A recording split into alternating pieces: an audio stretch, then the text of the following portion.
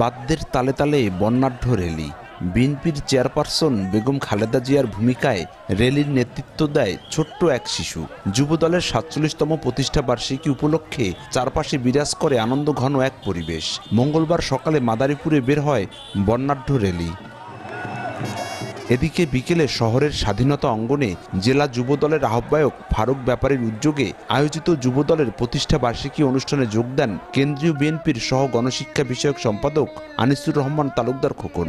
এ সময় তিনি বলেন, তারেক রহমানের ৩১ দফার আলোকেই আগামীর বাংলাদেশ পরিচালিত হবে। ফেব্রুয়ারির নির্বাচনে সারা দেশে ধানের শীষের আওয়াজ তুলে সব ষড়যন্ত্র বিলীন করবে বিএনপি।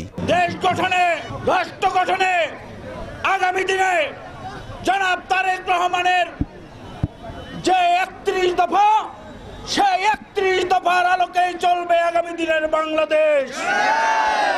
আর তারেক রহমান হবে দেশের নির্যাতিত মানুষের প্রতিনিধি। বন্ধুরা আমার, আগামী দিনে আমরা ধানের শীষের পক্ষে আওয়াজ তুলে সকল ষড়যন্ত্রকে বিলীন করে দেব। বন্ধুরা, সকল সহযোদ্ধাদের অনুরোধ করব, আগামী দিনের রাষ্ট্র গঠনে জনাব তারেক রহমানের স্বপ্ন পূরণে আমরা সবাই যুবদল ঐক্যবদ্ধ থাকবো। বন্ধুরা আমার, কোনো প্রতিবন্ধকতা থাকবে না। আমরা সবাই এক, আমরা সবাই ঐক্যবদ্ধ ইনশাআল্লাহ।